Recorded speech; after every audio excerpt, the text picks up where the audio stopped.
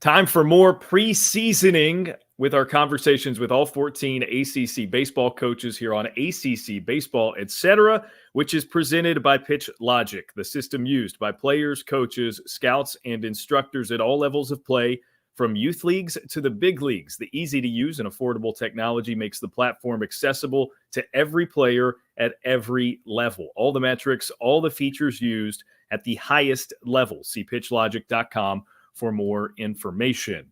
Hi, I'm Daron Vaught. Welcome. In case you are new to this, the proceedings of the preseason here, we are catching up with every head coach in the ACC, and I am pleased to be joined by one of the best, one of my favorites. I'm comfortable saying it, Coach Mac. Dan McDonnell of Louisville, of course, is the other voice that you'll hear, and if you're watching on the other screen, so you know he's here already. Coach Mac, how are you? Happy New Year, Daron. I'm doing good. It's obviously an exciting time of the year for baseball coaches. Yeah, for sure. And let's begin with that. Not your first rodeo, obviously, but in a lot of ways, this year is a little bit different. I mean, Dan, like, to put it lightly, you're not used to down years, using air quotes. How does the approach to this season differ from other years in which, maybe you're coming off of a trip to Omaha, maybe one of the five that you have had there as the head man at Louisville? Is there anything that's different about the preseason in that regard? I think there's always a balance of consistency, stick to the process, 1% better. This is who we are. But, obviously with all that's going on in the athletic world, you have to be willing to adapt. And when things don't end the way we obviously had them scripted last spring, which was frustrating because 2 years ago, we win an ACC championship, we win a regional, and we go to Texas A&M and we lose 2 one-run games. I mean, you're that close to Omaha. Last year, we're a top 10, top 20 team. We win the Shriners Classic, beat Texas A&M, beat TCU, beat Michigan, go undefeated. We're playing good baseball. And then the injury bug right during that Wake Forest weekend, and that just carried on for about a month, where we were down a couple middle infielders. We lost 3 catchers, which I hope to never be in that boat again.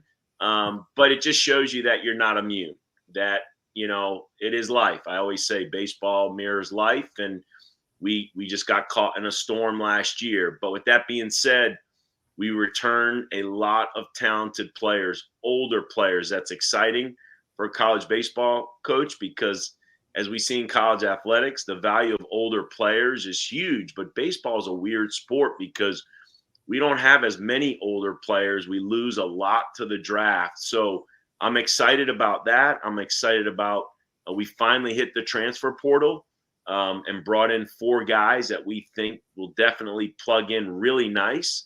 And we had a really good recruiting class with our incoming freshmen and a couple junior college guys. So, for us, it's get up, knock the dust off, and nothing changes. Like, the goal is to win an ACC championship. The goal is to host a regional and a super regional. And the goal is to get to Omaha trying to win our first ever national championship.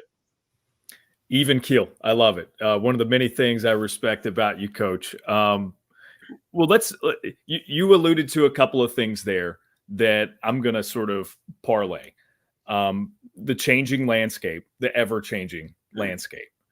And there seemed, when you said finally hit the transfer portal, there seemed to be a little bit of like relief in your voice. Just as a guy who's been through it and done it at a high level coaching for a number of years now, you've seen a lot of change in the sport. What have the past few years been like in terms of what has changed fundamentally for you on like a recruiting and team building side? It's kind of like I said, I think stick to your beliefs, your bricks, your building blocks, your core values, your process. But gosh, you have to be willing to adapt in this day and age. And we were doing it the right way. We were recruiting good kids. We were developing kids. We were rolling. We had a decade there where, man, we were like a machine. And then COVID hit, and then the transfer portal, and then, obviously the NIL, and things started to change there. So, it with some change in administration, and we had a lot of changes going on at the university, we kind of had to fight through the storm.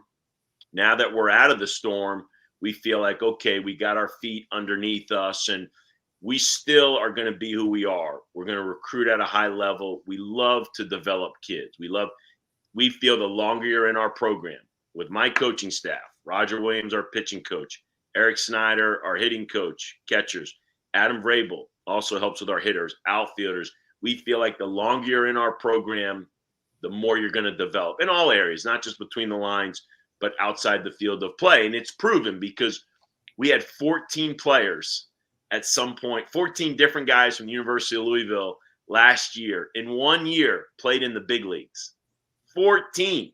Like that, to me, when I say that to even other coaches, other successful coaches, they're like, 14 alumni in one season played in the big leagues last year. So our system is working. However, if you're going to compete nationally, sometimes you got to be careful as to how long can you go with a young guy, and how long can you let a guy develop, or do you bring in a guy that's 21 years old and he's ready to help you immediately? And so, last year, like I said, we went into the transfer portal. We brought in 2 position players. We had to plug holes at catcher and middle infield, and we brought in 2 pitchers, 2 older pitchers that we just felt like could really help the returning pitching staff, along with some of the new guys. And so, that's where we're at. I don't think one way is right for everybody. Everybody comes from different parts of the country, different resources. And so you have to find what works for you. And I believe this is going to work for us. Looking ahead to this season, what do you think is going to be, you mentioned the experience, so maybe that's part of this answer. What do you think is going to be the biggest strength? Last year we covered the book Toughness by Jay Billis, and it's, we kind of have about 3 or 4 books that we recycle. So if you play in my program for 3 or 4 years, you're going to get one of these staple books. And so I always think they carry over to the next year. I do believe we're going to have a high level of toughness, just because of all the adversity we went through. When you go around my field and you talk about Isaac Humphrey, really good outfielder, JT Benson, really good outfielder, Logan Beard, really good infielder, those are just 3 position players. Riley Phillips, pitcher, Carson Liggett, pitcher, Caleb Corbett, pitcher, Evan Webster, pitcher. These are guys that were in a super regional 2 years ago at Texas A&M. They had to weather that storm last year that we went through. So I just feel like, man, they're so prepared for a college baseball season. The parity, the toughness, going on the road, that I just think we're going to be able to handle. I'd just be shocked if this group can't weather a storm, because storms are coming. And I think the sign of the good or great teams are how they handle them.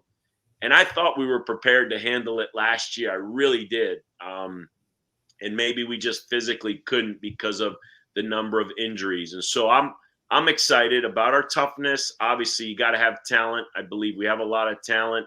And I think the combination of obviously talent and toughness, and if we can catch a couple breaks, I think the sky's the limit. Yeah, I think, look, from as an outsider of the program, I think it never has seemed like the talent wasn't there. And I'm going to relay this into a chance for you to talk about some of the incoming talent, and we'll get to the guys returning. Like I'm a big fan of Gavin Killen. I think he's a great player, and he's entering year number 2 with you guys.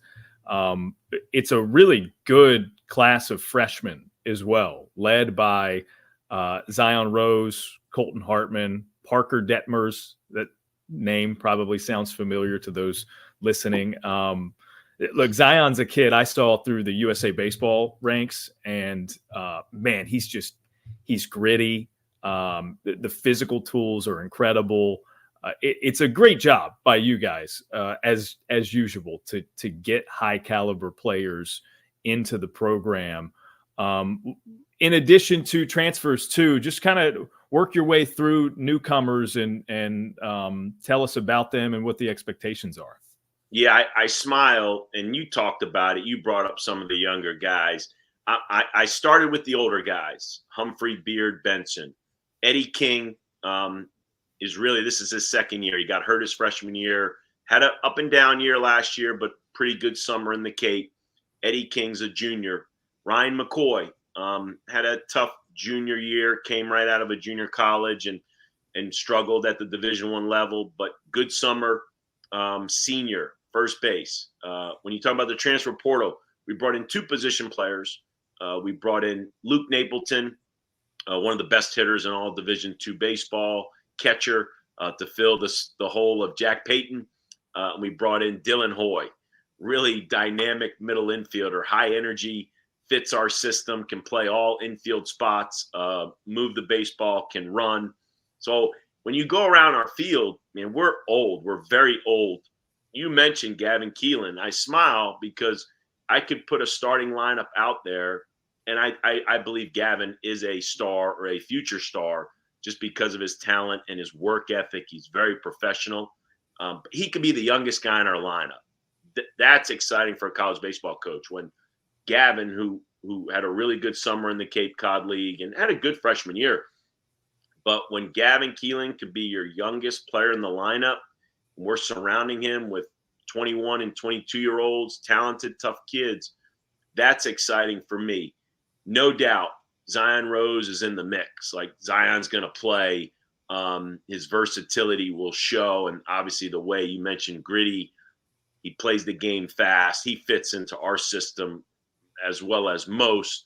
So I feel really good about the mix of young and old players. I love how I feel like we replenish the young superstar pitchers that we're accustomed to with Parker Detmers and Colton Hartman and a really talented group of young arms. And so that's what's exciting to me because, you know, the young players have some street cred, as you know their names, but we don't have to throw them to the fire just yet. I think we can pick our spots and we'll see how they handle it. And when they're ready, they're ready. Nick Solak was ready about halfway through his freshman year. Corey Ray wasn't ready till it was amazing about the last 3 weeks of the season. It took Corey a long time to get going, but then once he got going, and for those that don't know, Corey was the 5th pick of the draft, 2 years later as a first rounder and played in the big league. So, I just got to have some patience, and I got to see how these guys handle the transition from whether that's high school to Division I baseball. There's always a couple junior college guys, and then we talked about the transfer portal, a couple Division II players, and as we talk about the portal guys, Jake Caraba and Sebastian Gongora, 2 talented pitchers. 2 names that I didn't mention that I think will be household names in our program. Brandon Anderson has a chance to be a middle of the lineup hitter. He's played a little bit of short, second, and third. He can play all 4 infield spots. He's kind of my Dave Magadan, I call him, showing my age, though, when I talk about that. And then I think Patrick Forbes. And it's not really a sleeper. If you follow our Twitter, I think Forbes and Keelan were ranked in the top whatever as the sophomore class. But Forbes was a great 2-way player coming out of high school. We threw him to the fire last year, hit in the middle of the lineup. But then in the Cape this summer, he really emerged as a pitcher. And so I have a feeling Patrick Forbes could be a household name on the mound, maybe as a starting pitcher, but he's still going to play. He's going to be a really good 2-way player for us. And so just a nice combination of, as I said, older and younger guys. Yeah, and now that we're 3 weeks from the start of the season at the time of us recording this, you had the fall with the new group. You've had some practices in the preseason here with the new group. Do you know what your lineup is going to look like? Is there going to be an everyday nature to it, or is it going to be sort of fluid?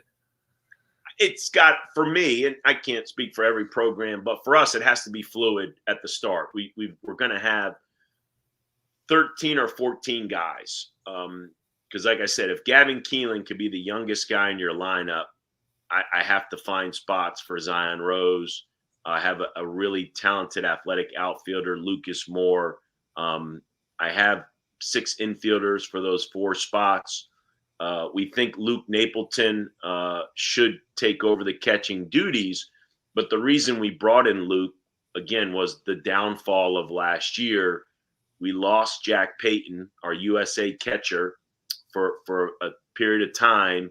And then we had 2 freshmen, Matt Klein and Will Veerling, that were having really nice freshman years. We lost both of them to different knee injuries. Just a bizarre turn of events. And so not knowing when they would be back and how healthy they'd be back and if they'd be ready for full years, we had to go into the transfer portal and pick up Luke. So we've got depth at the catching position. Zion is a catcher, but a talented outfielder.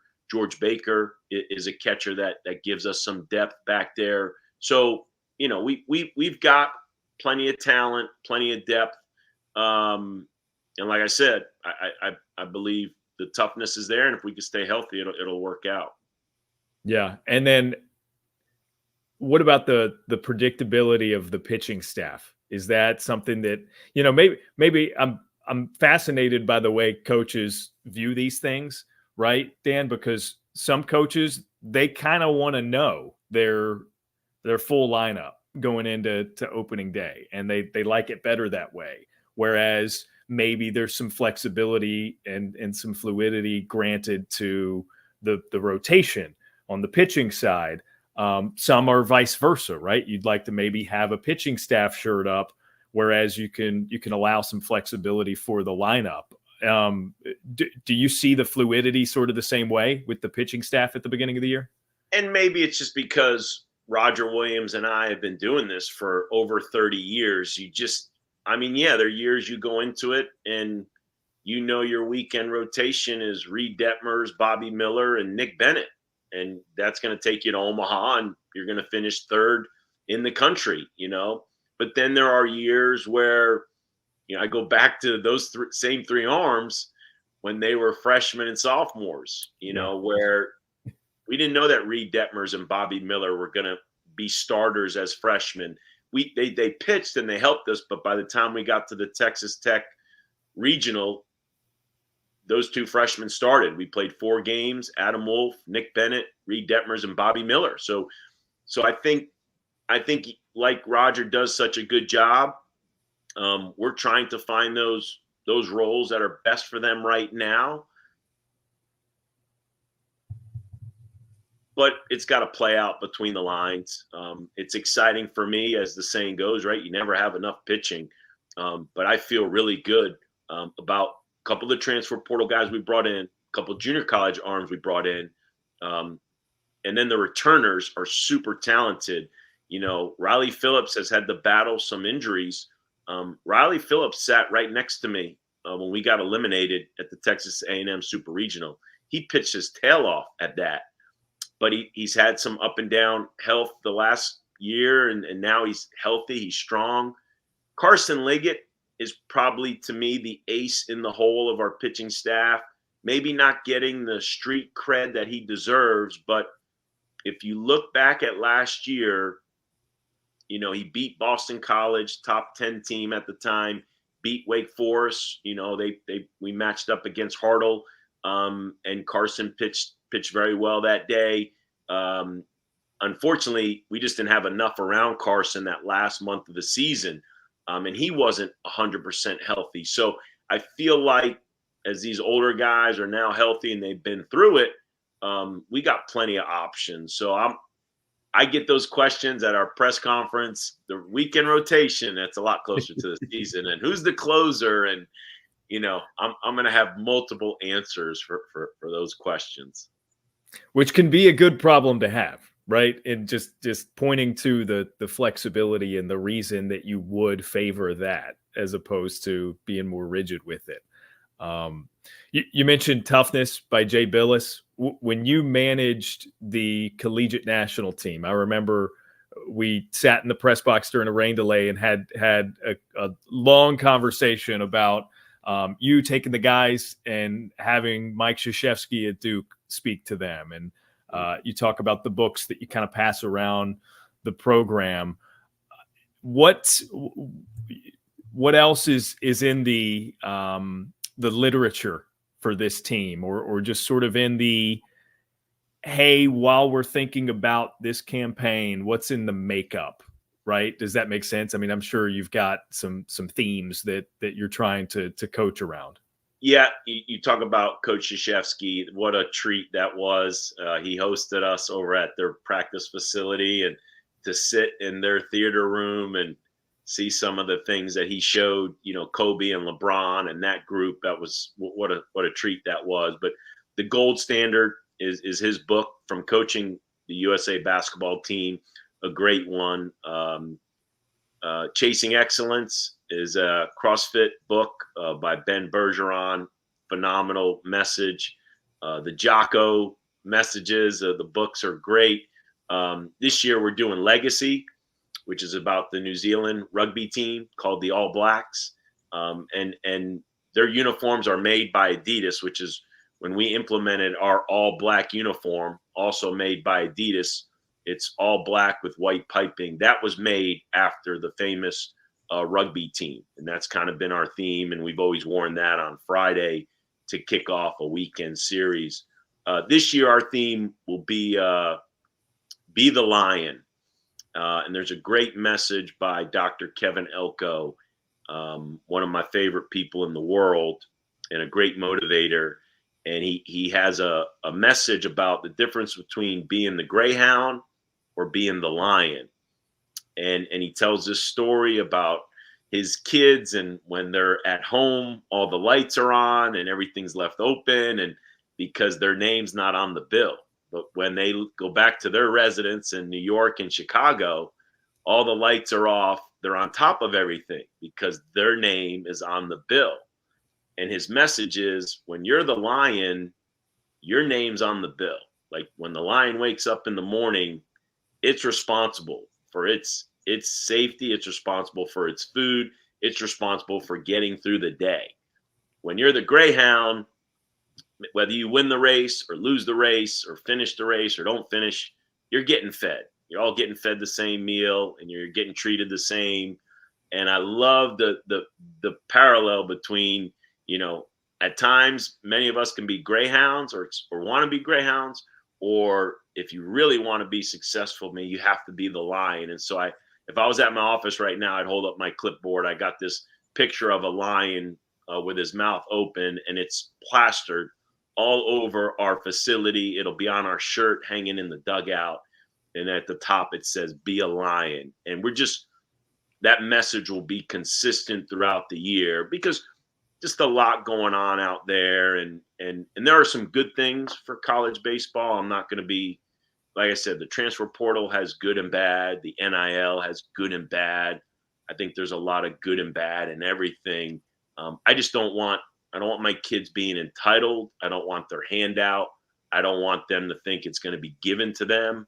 And I worry in society sometimes we're misleading this younger generation. I want my group to know they got to earn it every day. And so be a lion will be our theme for the year. Man, there's a lot of good stuff there.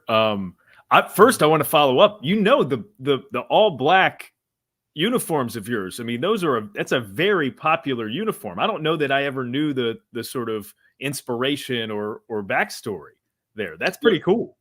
Real theme to that. I have if I was in my office on my chair, I have the New Zealand rugby golf shirt, the all black golf shirt. And again, what's cool is they're sponsored by Adidas. So when we did the book about 6-7 years ago, and I dawned on me that, wait a second, those are Adidas uniforms, and that's our theme for the year. And we covered the book, we watched the movie. I mean, we really dug in to respect and learn the history of such a successful program. I immediately went to Adidas and I said, hey, can you design us a black uniform that mirrors the rugby team? And we broke it out. That was back in, I think, 17. And that was Brendan McKay and Drew Ellis and Devin Hairston and Cade McClure. And obviously you could break out probably any uniform at that point, and those guys are going to make it look good. But the timing was perfect. And we went to Omaha in 17. And so that uniform has been a staple for us. Yeah, that is so cool. I love learning about that. And I think with you, Dan, like the part of the reason that we respect you so much is I think that sort of methodical approach. It clicks, that it makes total sense that that's not just an accidental thing. It's not just like hey, we wear all black because it looks cool. There's going to be a reason behind it. That's pretty cool. I'm fascinated to learn that, especially after you and I had talked about. We probably talked about the rugby team when we caught up years ago. Like I said, sitting through that rain delay at the National Training Complex in Cary. That's cool. And I could give you, there's a history to every uniform we wear, and it evolved over time.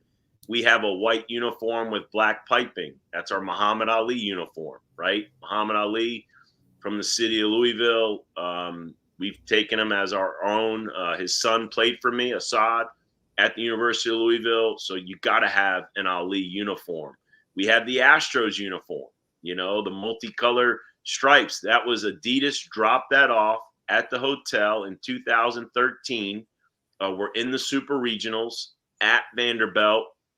Adidas is coming out with these wild, colorful uniforms.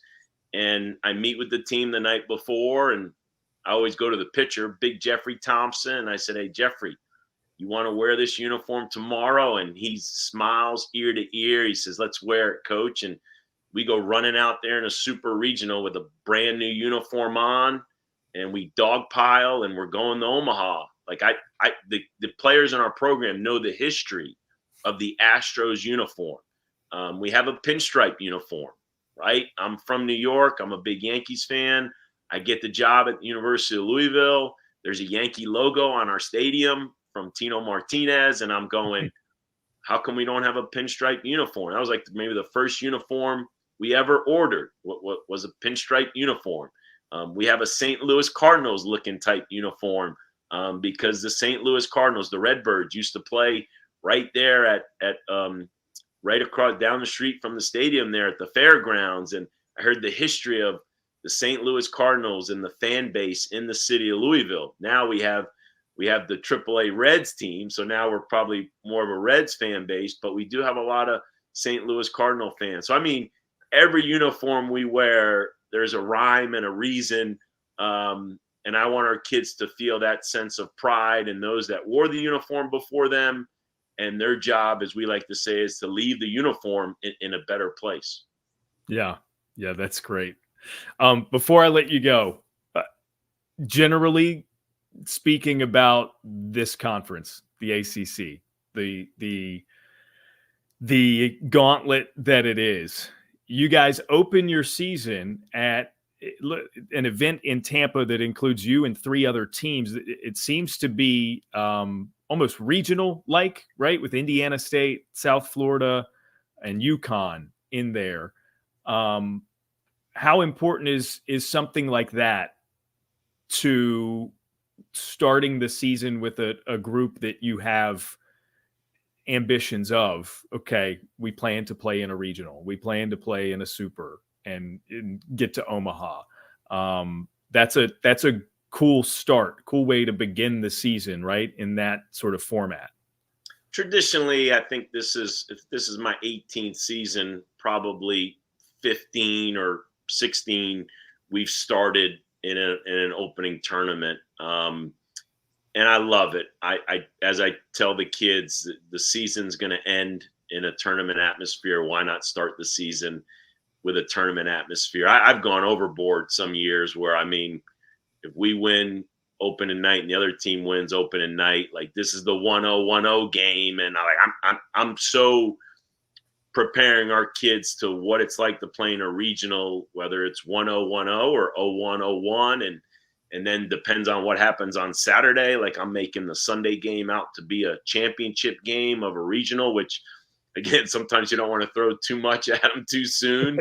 Hey, let's just throw the ball across the plate and let's field it and let's move the baseball. So sometimes I got to scale back a little bit. You're trying to win the national championship on opening weekend, but I love the competition because I always say this: winning can mask deficiencies.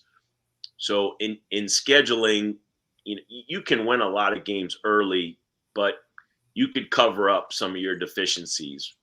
Most of the time when you play in a tournament like this, what's cool about South Florida being such a gracious host, Indiana State and UConn, including ourselves, all 4 teams have been in a super regional in the last 3 seasons. So it's high level talent.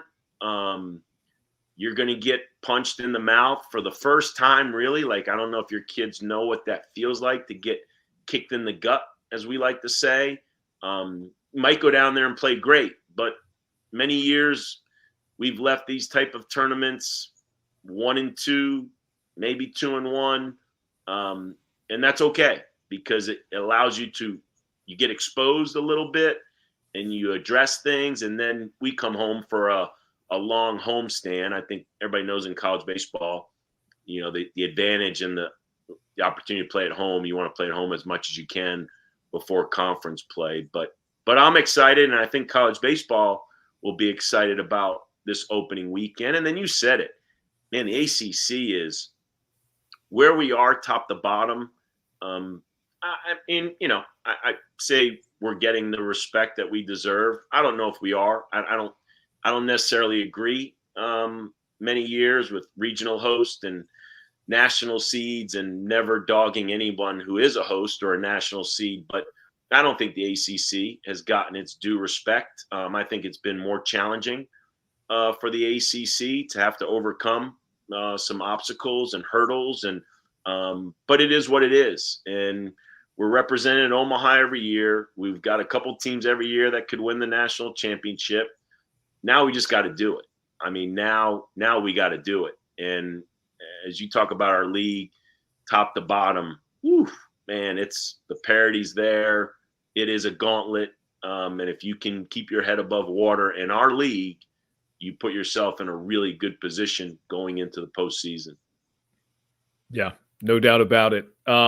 It will be a fun, tough, hopefully rewarding and fulfilling schedule for you and your Cardinals. I'm looking forward to it. I know you're in the state of North Carolina a couple of times, so I don't have all my game assignments yet, Dan, but hopefully I'll have some Louisville Cardinals baseball on the docket here pretty soon, which of course would mean another chance to catch up. But I'm sure we'll be talking at some point this season anyway. I can't thank you enough for the time. Really appreciate it. Best of luck heading into the 2024 season, and we'll see you again soon. Thanks, Daron. Look forward to it.